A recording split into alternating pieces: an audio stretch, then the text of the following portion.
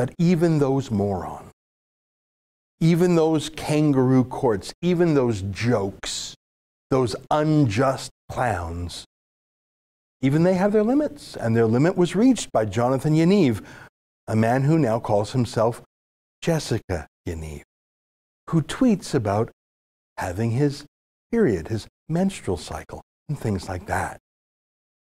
I don't think he's crazy.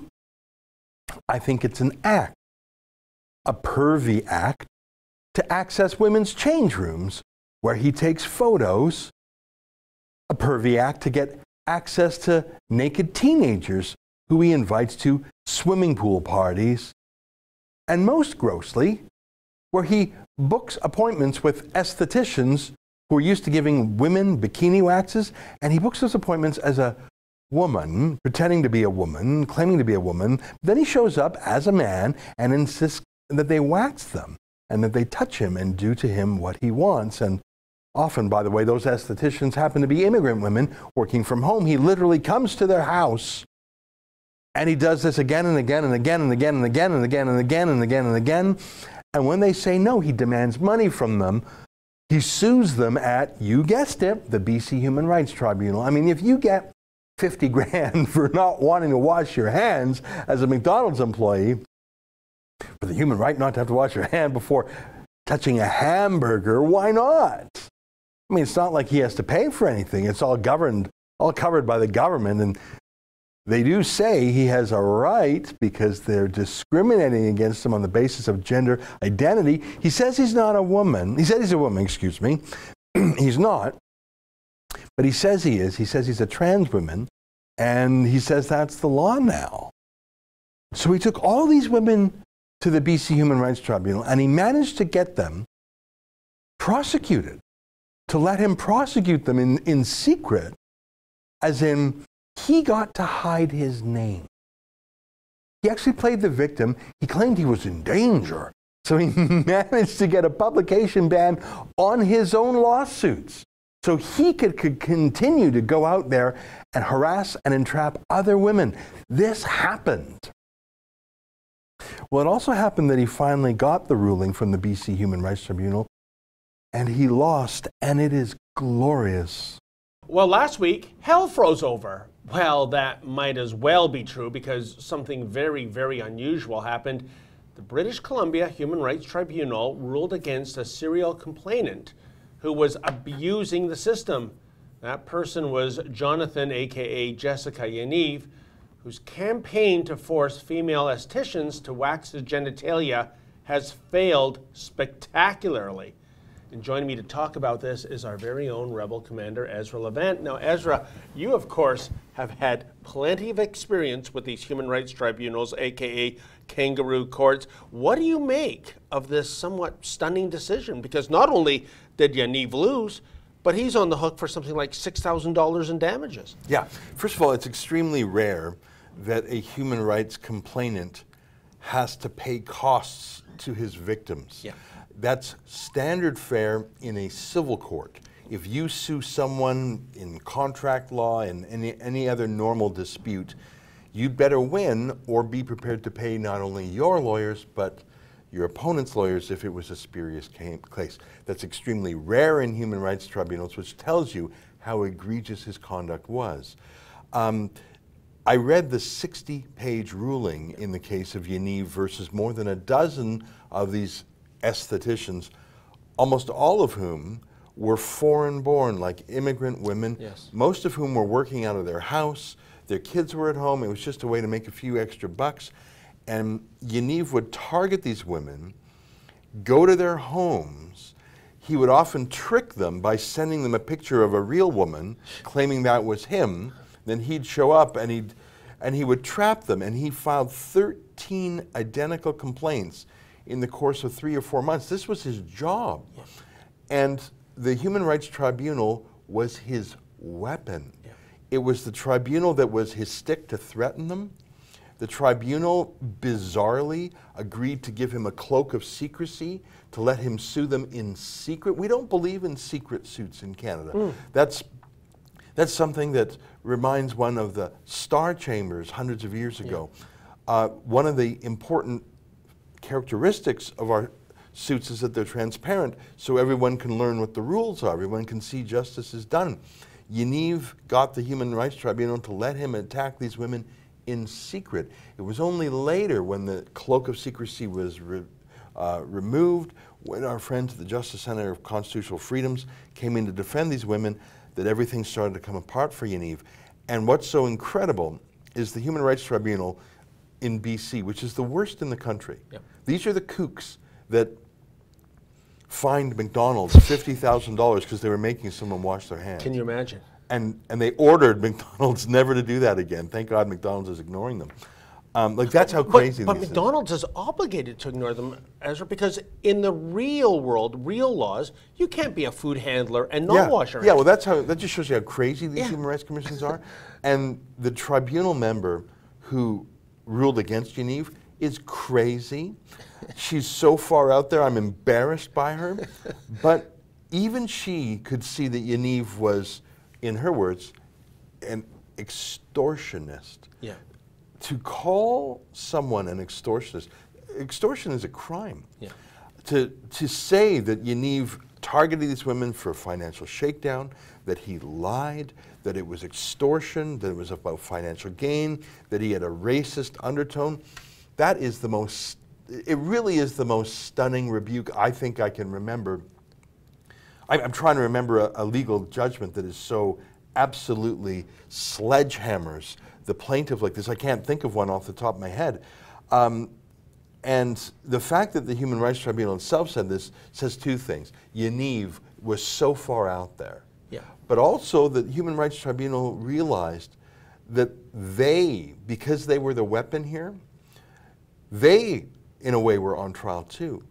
And once their publication ban was lifted and the whole world is watching the craziness here. The Yaniv story is a global story. Yes. In America, in the UK, people in Australia, people follow it. And they were all laughing at the Human Rights Tribunal. And it reminds me of when the Human Rights Tribunals went after me, when they went after Mark Steyn. I'm talking around 10 years ago now. Yeah. I remember the front page story in the Vancouver Sun. The BC Human Rights Tribunal murdered its own reputation. That's what it said about Mark Steyn's case. So the BC Human Rights Tribunal gave belated and limited justice to these estheticians, but what it was really doing was saving its own reputation, because had they done anything else, the political will to shut down these kangaroo courts once and for all would have been a tidal wave reminiscent of the anti-Human Rights Commission mood a decade ago when they went after Steyn and me and others like that. And it's so well chronicled in your book, Shakedown, of course. But, you know, Ezra, it's a bittersweet victory for these estheticians, isn't it? I mean, yes, they prevailed, but where I'm coming from is that these cases should never have been heard. I mean, yes, the tribunal, thankfully, for a change, ruled correctly, but why didn't they look at this complaint, crunch it up, and throw it into the round file in the first place? Well, the obvious answer is that in the game of politically correct poker, you're a middle-aged white man, so it's like you've got a high card of an 8. It's about the worst imaginable card. I'm Jewish, so it's like I got a pair of 2s. You know, if you're a woman, maybe you're 3 of the kind. If you're gay, if you're black, whatever. The highest, like the royal flush, is trans. Yeah. And so normally you'd say, oh, like the ruling, the 60-page ruling goes through various women abused by Yaniv. A Sikh woman who doesn't speak English well, a woman from Brazil who doesn't speak English well. Normally these people would be like 4 of a kind in politically correct poker. Women of color, immigrants, poor, at home with the kids, working moms. Like normally that would be an extremely high poker hand.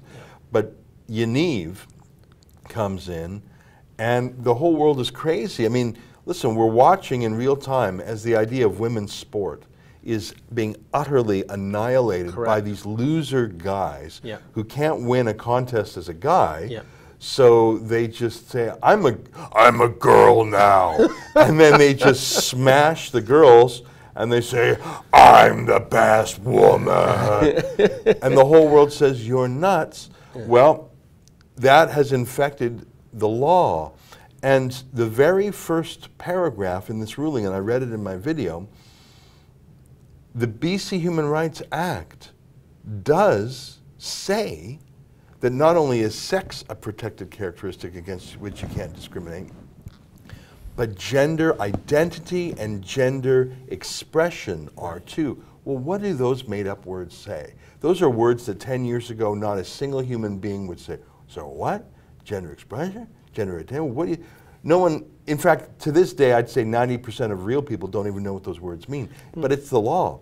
And it is, what that means is, you can't make any decisions about someone if they say they're a woman or say they're a man, or pretend to be a woman or pretend to be a man. You can't discriminate, choose, decide based on that. So in that way, yep, Yaniv had a case.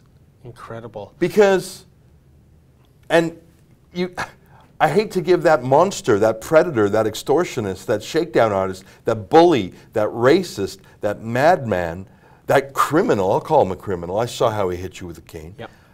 I hate to give that criminal madman and his deranged mother any credit at all. But the law does say in black and white that you can't discriminate against someone in BC based on their gender identity or gender expression. So if some 6'6" linebacker walks in and says, I'm a girl.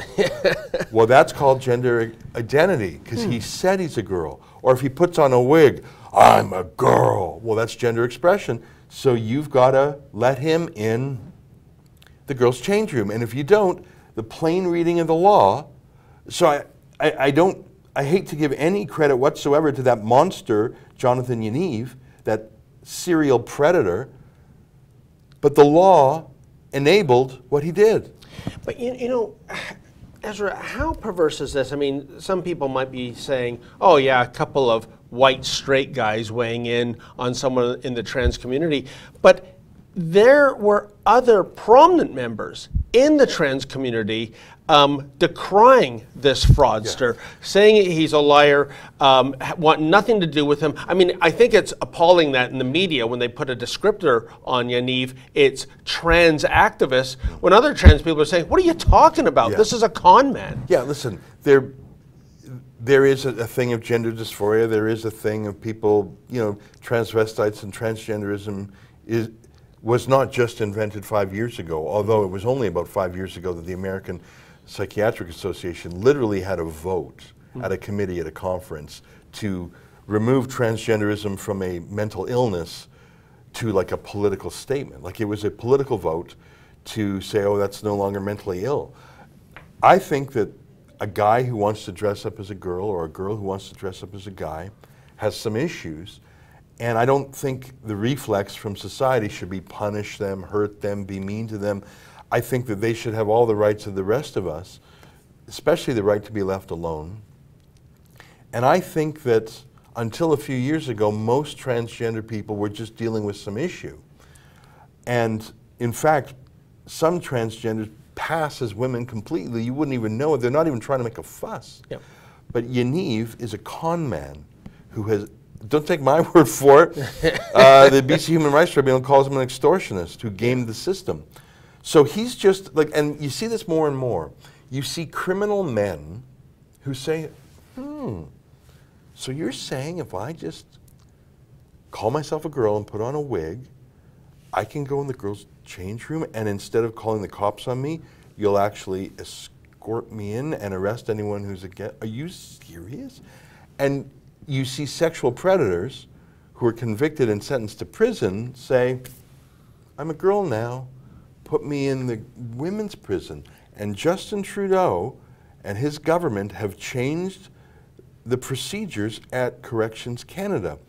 Now, any criminal who gender identifies as a woman gets to not only be incarcerated at a women's prison, but gets to have female guards search him.